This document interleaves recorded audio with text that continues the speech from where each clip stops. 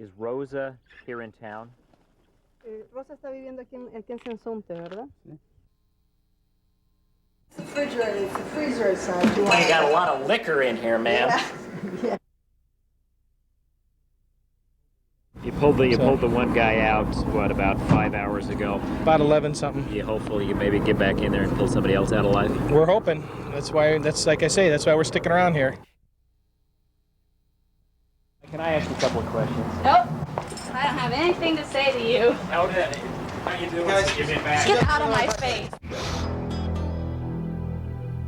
Inside this house, high in the Hollywood Hills, Marlon Brando mourns his daughter Cheyenne. While 4,000 miles away in Tahiti, preparations are now being made for her funeral. Hello and welcome, I'm Mike Watkiss. We're coming to you in special satellite reports from Southern California and the South Seas today. Here in LA, the O.J. Simpson saga is taking a back seat to this latest Hollywood tragedy, the suicide of Cheyenne Brando. We'll get back to our O.J. coverage in just a few moments. But first, to find out what was going on in Cheyenne's sad life before Sunday, let's go right to our David Lee Miller in Tahiti. Jim, with the eyes of the world still glued on the O.J. Simpson story in Los Angeles, almost everything else has become a footnote in the news, including America's last big-time scandal, the story of Tonya Harding and her ex-husband, Jeff Gillooly. But just because they're no longer grabbing headlines doesn't mean that their bizarre drama is over, as I found out during a return visit to their hometown, Portland, Oregon. I think still one of the great mysteries or the great questions about this. Tonya has consistently denied that she knew about this attack beforehand. Did she? Yeah. Yeah, she knew. I think that, it's funny that you asked me that question because nobody asked me that question, Mike. Anybody that's halfway intelligent knows that she was involved from the beginning. Nobody believes that she wasn't involved. I mean, unless you're a real avid Tonya Harding fan. You're a smart, good-looking, obviously intelligent guy. Right? And I'm doing something that's obviously Stupid. stupid. It's ruining your life. I'm well on my way to ruining my life. That's right. What happened to Jamie is a mystery. Growing up here in Seattle, Jamie attended the best schools and lived in an upscale neighborhood. But the day Jamie took his first blast of dope, when he was in his early 20s, his life changed forever.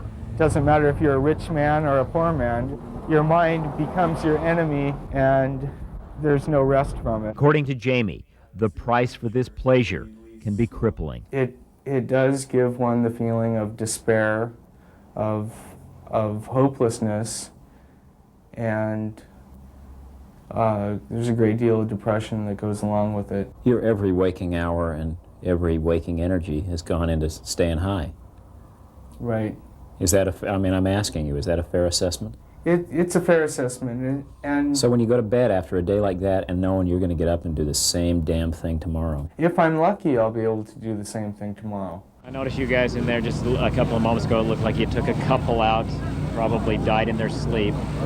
Yeah, that's how they're finding most of them, in bed. When That's when you were in there, I noticed that there was a real severe aftershock.